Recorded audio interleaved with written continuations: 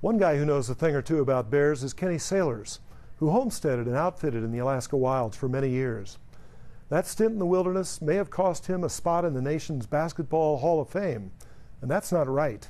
I know it every time I take a jump shot, which Kenny invented, even though there's not a whole lot of jump left in my shot.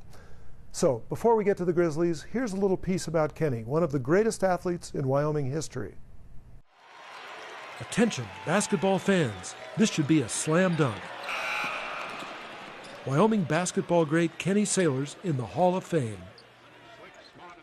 It was 1943, and the Wyoming Cowboys were in Madison Square Garden, playing for the national championship. The camera highlights in the world of sports. The basketball season's grand finale, given greater significance tonight as the American Red Cross reached the $28,000 benefit of Madison Square Garden's capacity crowd, and a killer-diller game it is.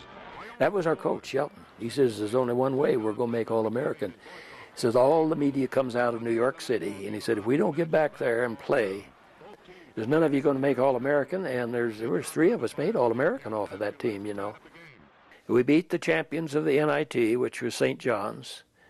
We won the NCAA when we beat Georgetown in the finals of the Final Four, the national NCAA.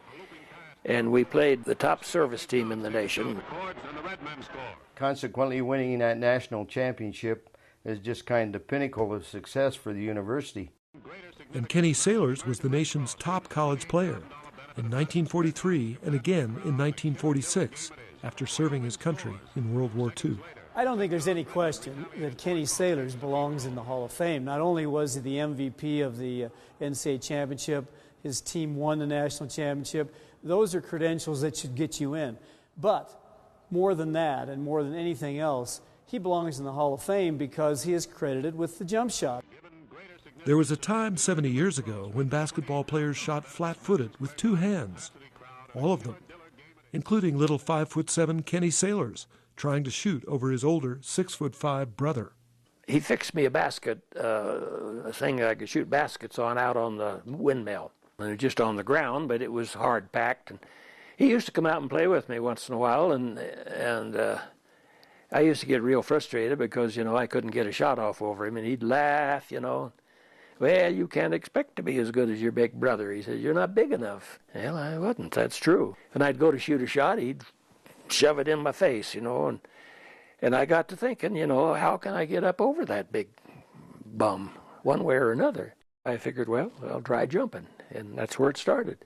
I don't remember what kind of a shot I shot or anything else, but the crazy thing went in.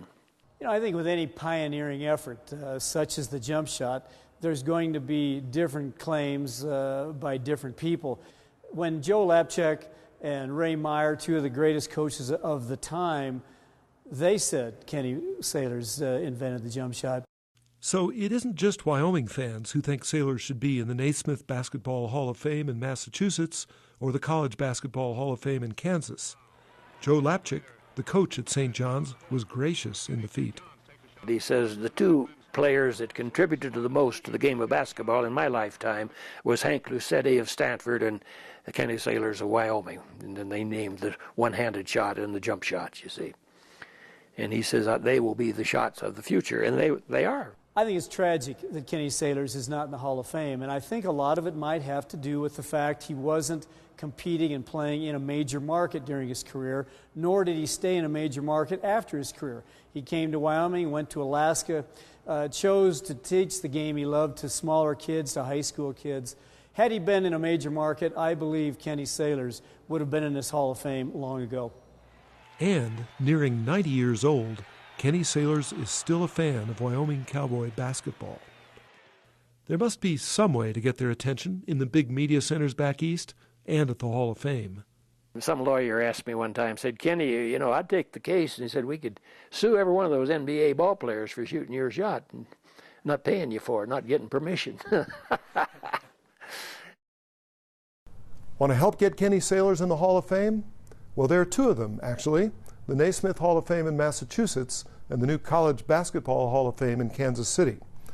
Go to the WyomingPBS.org website and to the Wyoming Chronicle webpage, and there you'll find the links.